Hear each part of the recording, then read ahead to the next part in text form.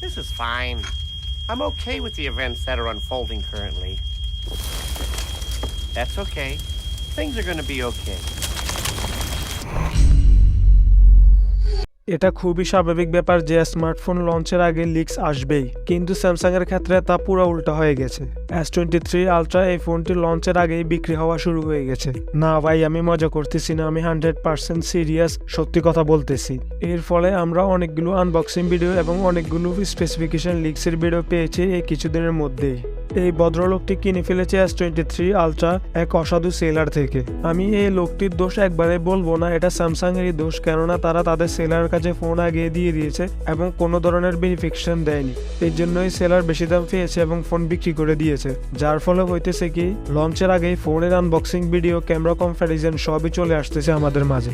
এই ব্যক্তিটি S23 ultra এর ফুল স্পেসিফিকেশন লিক করে দিয়েছে, কি কি থাকবে এই ফোনটির মধ্যে তার সবই উনি বলে দিয়েছে এবং এর সাথে সাথে গুগল পিক্সেল 7 এর সাথেও ক্যামেরা কম্প্যারিজন করে ফেলেছে, যার মাধ্যমে আমরা এই নতুন ফোনটি সম্পর্কে অনেক কিছুই জানতে পারি। আপনারা যদি এই ফটোগুলোর দিকে খেয়াল করেন তাহলে দেখতে পারবেন কতটা ডিফারেন্স রয়েছে ফটোগুলোর মধ্যে। ফার্স্ট ফটোটি হলো লো লাইট মুড অফ করে এবং সেকেন্ড ফটোটি হলো নাইট মুড অন করে। এটা কিন্তু অনেক হিউজ একটা ডিফারেন্স।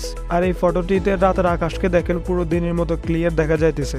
এই জন্যই হয়তোবা স্যামসাং ফোনটিকে নাইট কিং বলতেছিল। এটা আসলেই একটা নাইট কিং ফোন। আর এই ব্যক্তিটি যে ফোনটি কিনেছে তা হলো ক্রিম কালার ভেরিয়েন্ট। এটা দেখতে প্রায় হোয়াইটের মতোই, স্পেশালি 30x জুমের মধ্যে আপনারা যদি পিক্সেল 7 এবং S23 আলট্রার ফটোটা দেখেন, হিউজ ডিফারেন্স দেখতে পারবেন দুটি ফটোর মধ্যে ডিটেলসের ক্ষেত্রে। আমি আগেও বলেছিলাম স্যামসাং এইবার তাদের জুমের প্রতি অনেক বেশি নজরদারি রাখবে, তাই হয়েছে। এবারে 30x জুম ইতিহাসের সবচেয়ে সেরা 30x জুমও বলা যায় স্মার্টফোনের ক্ষেত্রে, তা এই ফটোগুলো দেখলেই বোঝা যায়। And it's not finish. Selfie ক্যামেরার দিকে যদি তাকান তাহলে দেখতে পারবেন পিক্সেল 7 এর থেকে S23 আলট্রার ফটোটি বেশি ব্রাইট অ্যান্ড ভাইব্রেন্ট, দেখতে যা খুবই ভালো লাগে। অন্যান্য ফিচার্সগুলোর মধ্যে থাকবে স্ন্যাপড্রাগন 8 Gen 2, যা একটি 8 কোর বেস প্রসেসর, এবং থাকবে all new LPDDR/RS 5X RAM 12GB।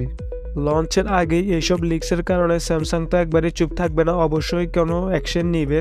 আপনারা কি মনে করেন এইসব নিউ লিক্স নিয়ে এবং আনবক্সিং ভিডিও নিয়ে, তা অবশ্যই কমেন্ট বক্সে লিখে জানাবেন। ভালো থাকবেন, আল্লাহ হাফেজ।